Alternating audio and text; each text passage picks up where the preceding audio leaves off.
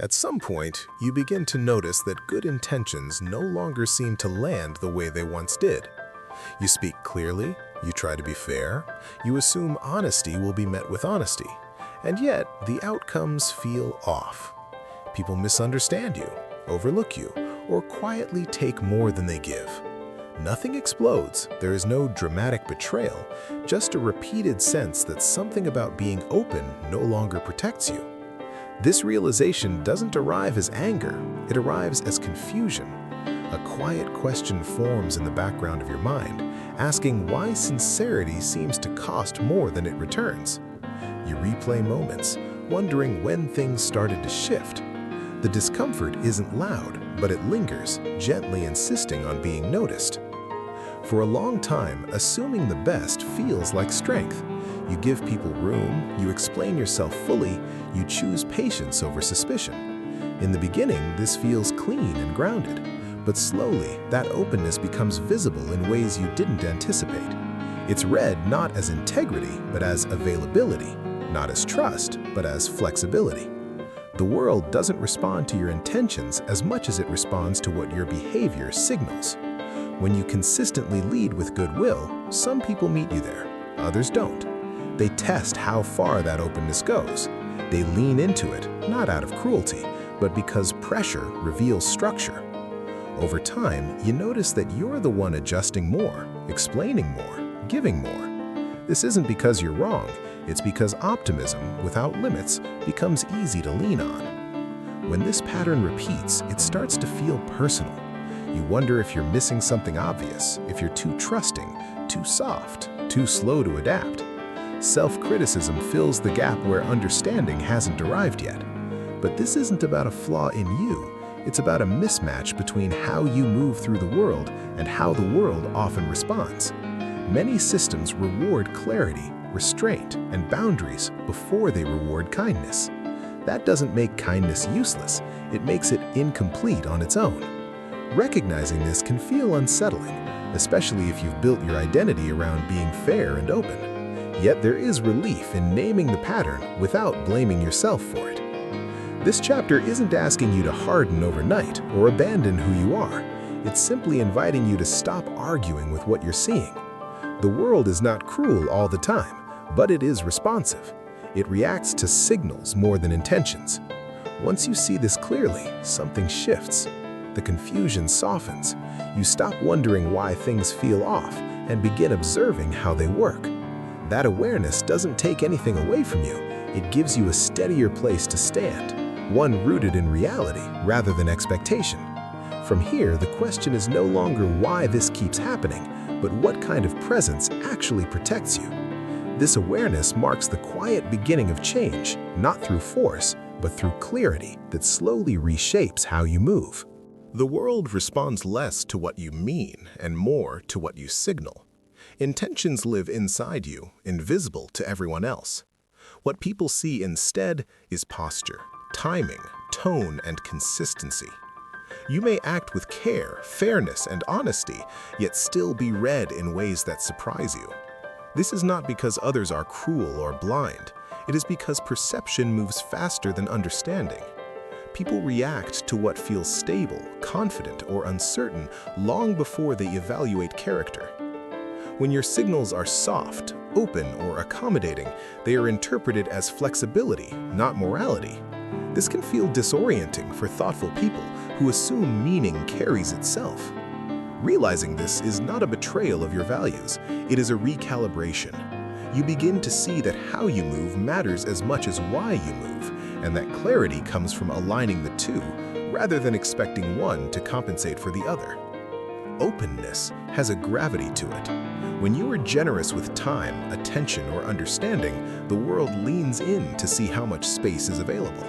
This is not always malicious, it is often instinctive. People test boundaries the way they test ground, gently at first, then with more weight if nothing resists. Naivety doesn't invite harm because it is kind. It invites pressure because it appears unguarded. Overgiving personalities often mistake this pressure as bad luck or personal failure. In reality, it is feedback. The absence of limits becomes information. Each extra accommodation teaches others how far they can go without consequence. This doesn't mean you should become closed or suspicious.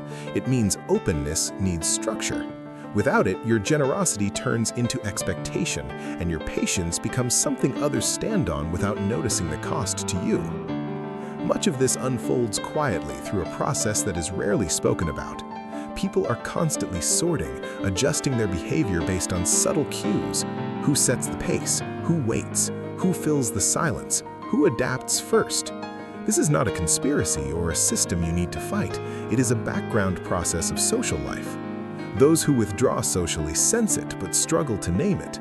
You may feel yourself placed slightly lower in priority, not excluded, just leaned on. Invitations come later. Opinions are acknowledged but not followed. None of this is dramatic enough to confront, yet consistent enough to feel real. Understanding this brings a sober calm. You stop personalizing what was never about you alone. You see the pattern for what it is. And in seeing it clearly, you gain the option to adjust your presence, not with bitterness, but with awareness grounded in reality rather than hope.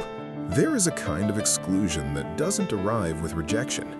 It shows up as being considered after decisions are already made, as plans forming without your input, as your presence assumed rather than requested.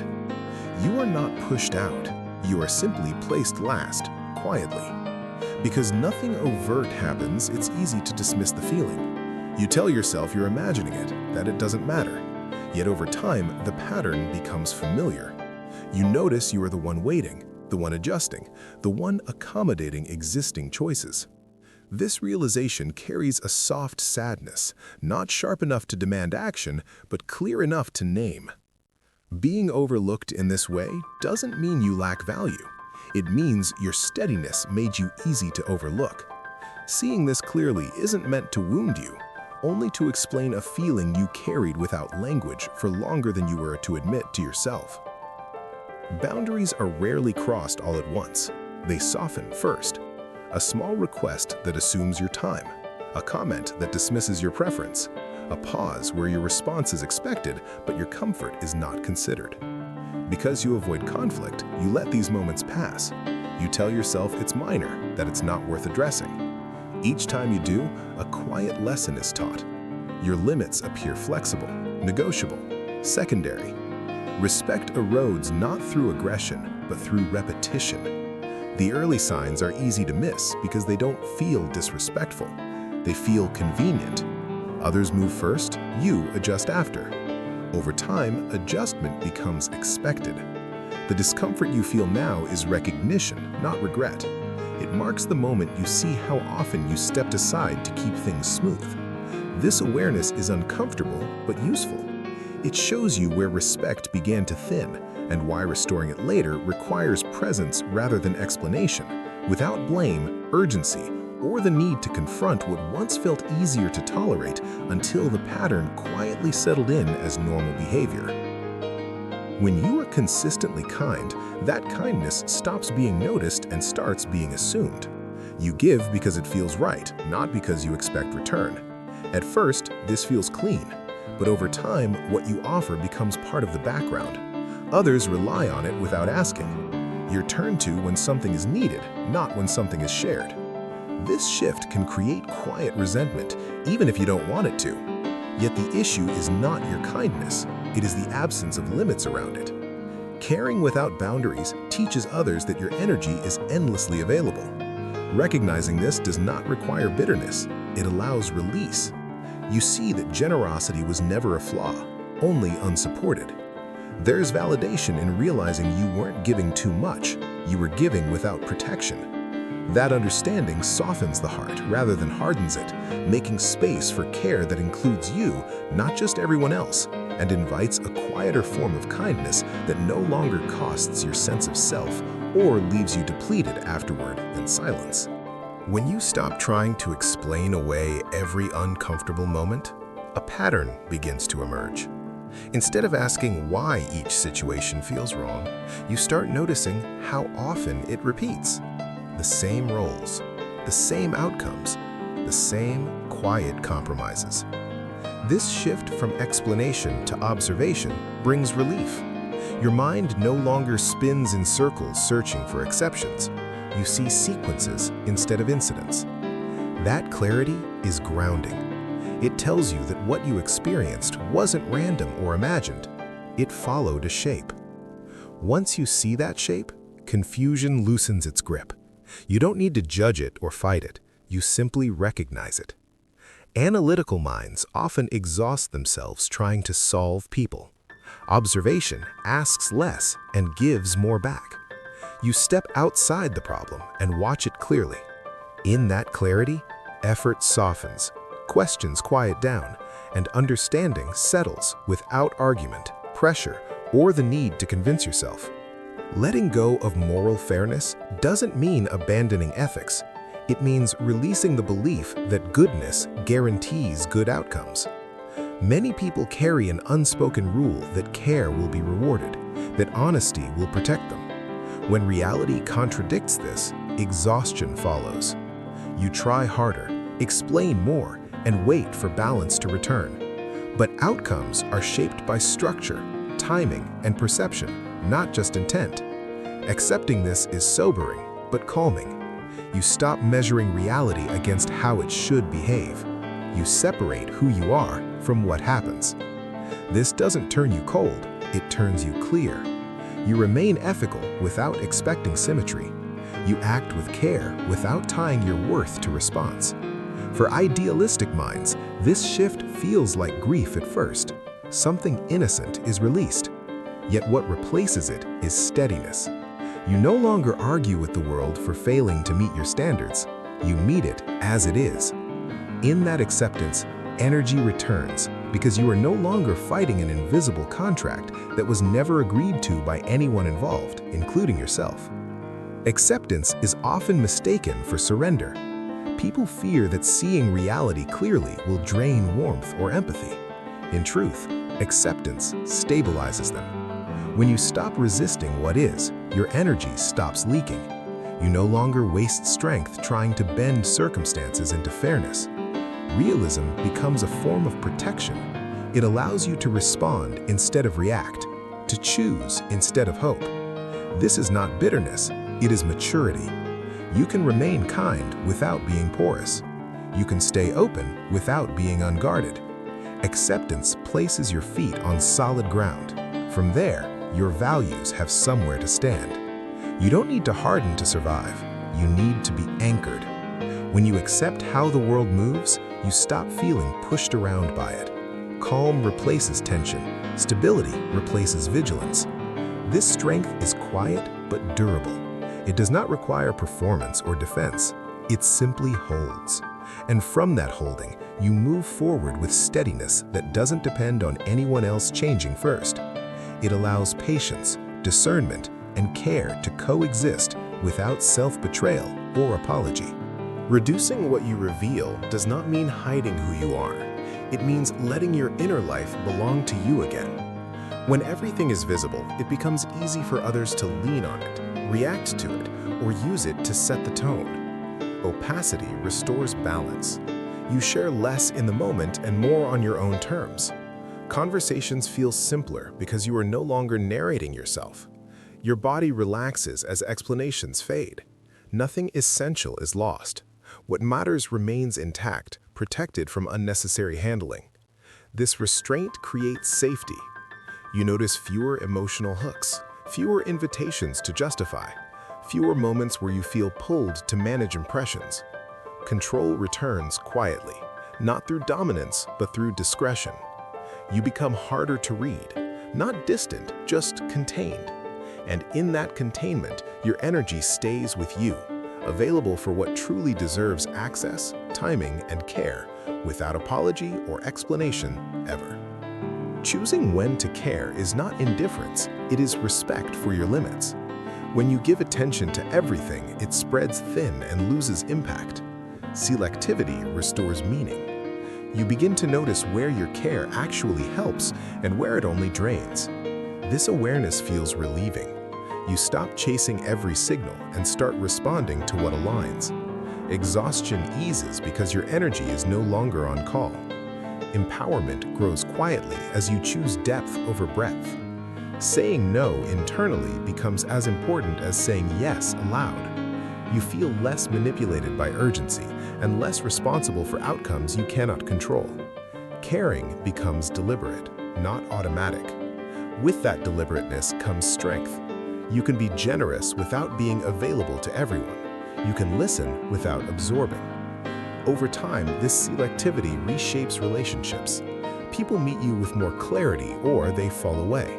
Both outcomes are clean. Your care returns to being a choice, grounded in self-respect, timing, and honest capacity that protects your health, focus, boundaries, and future connections without guilt, urgency, resentment, confusion, or regret anymore.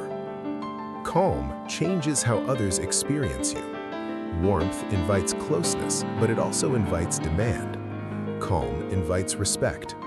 When you stop leading with likability, interactions slow and stabilize. You are no longer performing ease, you are present. Approval-seeking fades as you notice how little explanation calm requires. Your tone becomes steady, your response is measured.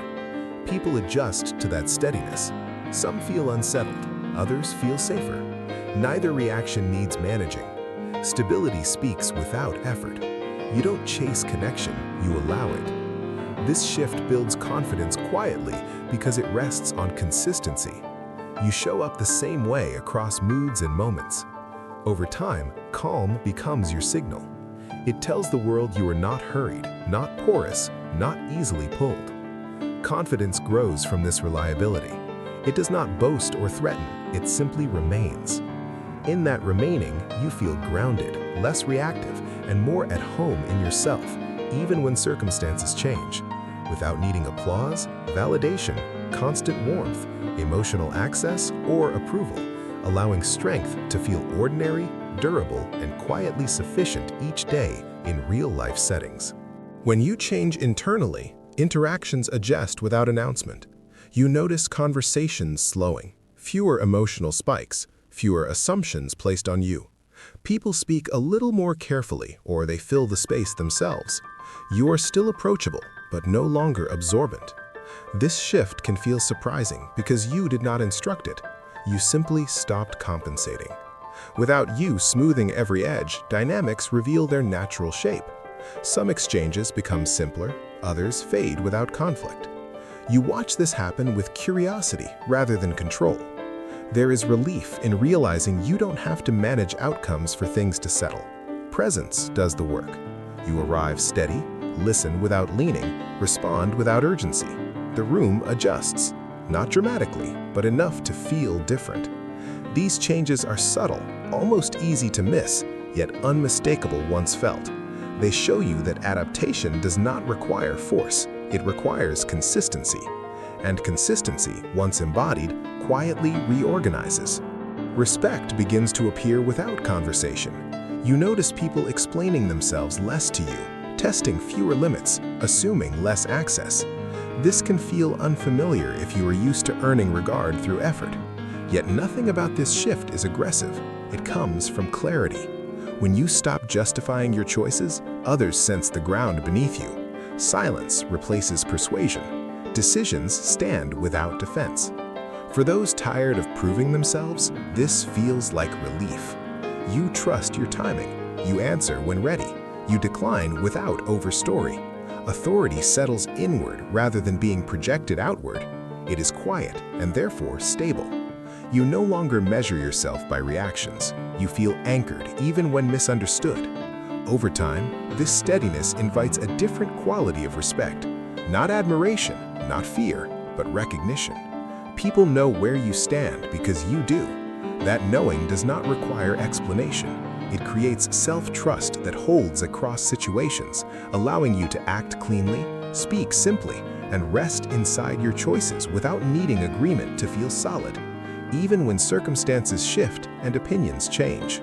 With this change, solitude begins to feel different. It is no longer a retreat taken after exhaustion, but a space that feels clean and intentional.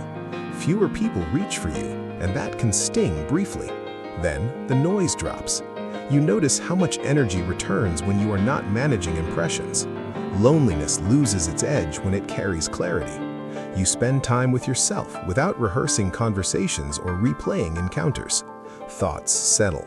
Preferences reappear. Withdrawn thinkers often fear this quiet, assuming it means disconnection. Instead, it becomes alignment.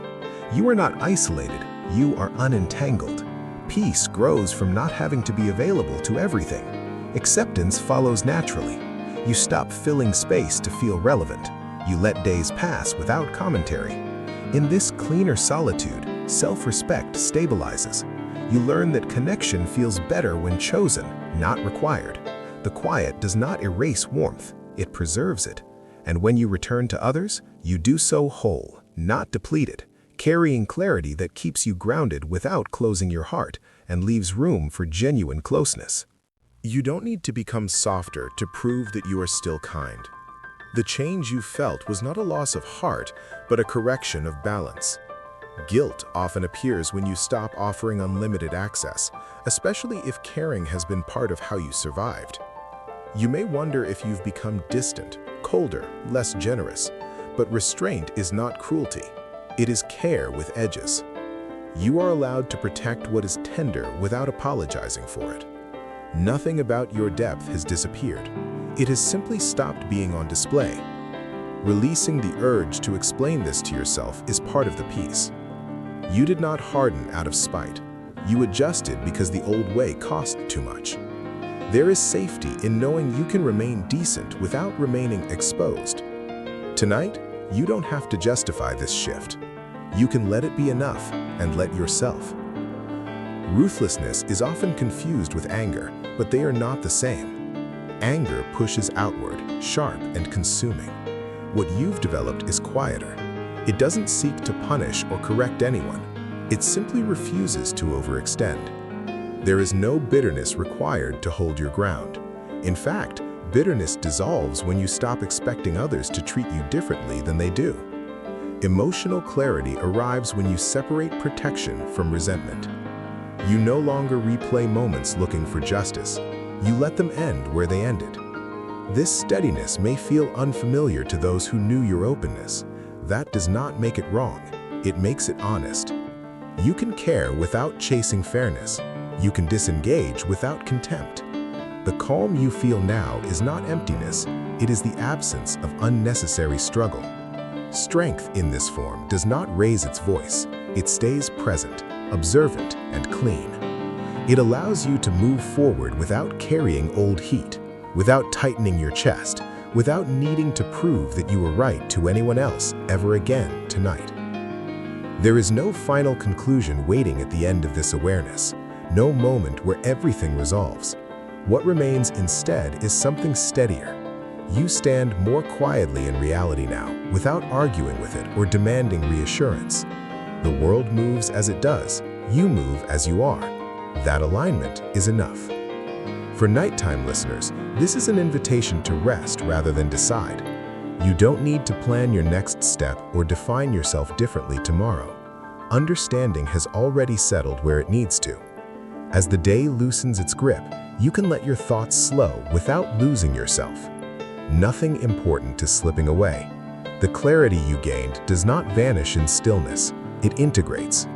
You are allowed to drift while remaining intact. Calm does not mean disengaged, it means grounded. You can carry this steadiness into sleep, knowing that no further effort is required. You are here, present, realistic, and whole. That is the quiet ending. Not a victory, not a warning, just a stable place to stand, breathe, and let the night